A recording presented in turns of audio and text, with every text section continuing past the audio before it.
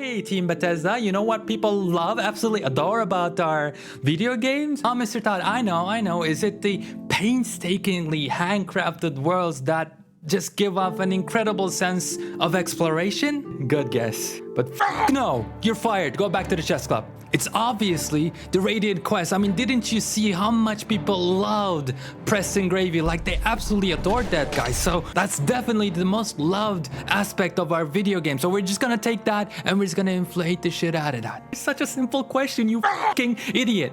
Maybe you should upgrade your brain to understand what I'm trying to tell you next time, okay? Yeah, Mr. Todd, you're right. Radiant Quest. How could I not think of that? You're right. That's what people love about our video games. So anyways, if I'm fired, could you lend me a car or something? Because my home is pretty far. It's dark outside and, you know, I just want to get there safe at least. And you won't ever see me after that ever again. A car, you said? Well, here at Bethesda, we don't really have land vehicles, but we do have a brand new traveling option called a jetpack. It's super awesome. You'll love it.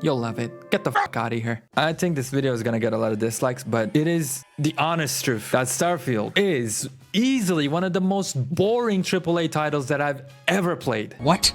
That really pisses me off. It was so boring that I could not finish it because even there were titles that I didn't like the gameplay of, but because they were AAA titles and because I bought them, I spent a bunch of money on them. Just because of that, I ended up at least finishing the main story or the side, like the majority of the side content. But with this game, I just couldn't. Like, I was doing the Crimson Fleet quest line, which is touted as like one of the more exciting quest lines out there. And I just got so fed up with the boring, bland, uninteresting world.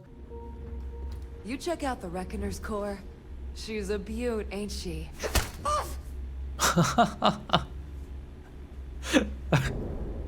Okay. Well, you have a nice day too. What the fuck? There's literally no lore that's interesting in this game. The characters are extremely uninteresting, very, very safe. Like, if I was wearing 200 pounds of body armor, I still wouldn't feel as safe as this game does. Like, ChatGPT would come up with more intriguing stuff. In fact, I can prove it to you. Like, here's the ChatGPT companion mod. Oh, thank you, Moist Boy. Guess they couldn't resist the charm of Moist Boy and Harika. I suppose my talent with a bow is just natural. It's not like I spend countless hours practicing or anything. Dude, this is insane. See, what that AI said is 10 times more interesting than any of the NPCs that exist in the Starfield. It's just, what the hell were they thinking with this game? Like I said, I was doing the Crimson Fleet storyline and I got so bored and so fed up with it that I just wanted to shoot everybody on sight. But of course, I couldn't even do that because every single person, the freaking mosquito flying around, even that's an essential NPC. Like, you cannot shoot the store owner. Literally, every single thing you touch is essential. And you know what pisses me off even more is that this game is worse than Fallout 4. Is certainly worse than Skyrim that came out more than 10 years ago. Like, let me give you a simple example. You know the space shouts, aka the dragon shouts that you have both in Skyrim and Starfield because they're like basically the same thing? Well, those were handled way better in Skyrim because most of the time, to get one of those powers, you would stare at a wall for 3 seconds.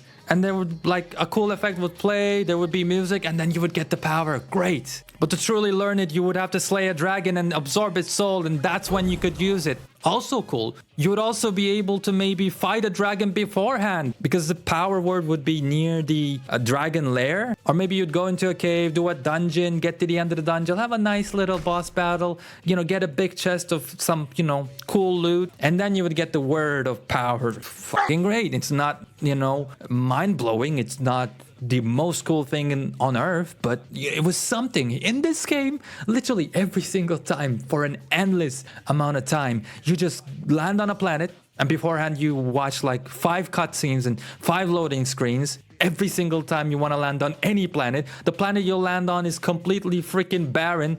Like, there's literally nothing of interest on it. And then you just run for like 1,000 miles. So that's like 5 minutes, basically do nothing but running. Like what? Then you get to a temple, you wait till the temple door like opens up a little bit, you get into the temple, and then you're chasing lights for like what? A good minute. And if you're not fast enough, minute can turn into 20 minutes. And then you finally, when you're done, you go into the freaking ring, which takes a little while to get ready for you. You go in the middle, you play the animation, your eyes get burnt by that, you know, very wide screen, and then the same music, the same exact cutscene, and then you repeat it for 20 freaking times. Who the fuck playtests with this game? Like, what the hell were they thinking? What the hell were they thinking with the UI? That got fixed the first day that the game came out by modders. It is obvious that Bethesda has zero respect for us as consumers. They did not give a shit. And you know, when they had a quick update, I was like so excited because I saw all the lists of like DLSS, FOV, which was a problem in Fallout 76, by the way. They went through this exact same bullshit already. Like, why is this happening with Starfield also? But anyways, I thought they're fixing the game. That's nice. They're super fast with it. And then I realized that these were gonna be added in the future. And God knows when that future is. The only thing we can say is that I guess it's not as buggy as the other Bethesda titles. Like, that's another thing I picked up too. Anybody who's trying to defend this game is saying like, oh, the graphics are pretty good for a Bethesda game. The physics and the writing is pretty good for a Bethesda game. The shooting mechanics are pretty good for a Bethesda. Oh my god, dude. I also don't know why they lied about, well, didn't lie, but might as well have lied about it. They just, you know, worded it differently. Marketing speak, PR speak, confused people. They knew exactly what they were doing, so it's not as if they're not guilty. And I'm talking about the 1,000 planets thing here. Like, what the fuck were you thinking? I mean, the problems never ever end with this game. You look at the perk points, some of them are super f***ing useful and completely necessary, and some of them are completely useless, like the one that lets you get more out of your food. I think the last stage of that perk is like you get 50% more health from your food items, but the food items heal you for like 15 HP. Who the fuck thought of this? And then there's New Game Plus, like, and it makes base building and spaceship building and all that completely pointless unless you do the new game stuff like 10 times, I believe. I didn't want to get too many spoilers, but at this point I don't really care either, but I'm pretty sure that's messed up too. So like wherever you try to hold this game, it crumbles into sand and dust, and there's nothing solid here to hold. Again, if this game came out in 2007, it would have been pretty cool. But at this point, this game is worse than Fallout 4. It's worse than Skyrim. It's just 8 years. 8 years for this. And the modders are gonna have to fix your game now too. I'm so glad Baldur's Gate 3 is a reality. I'm so glad.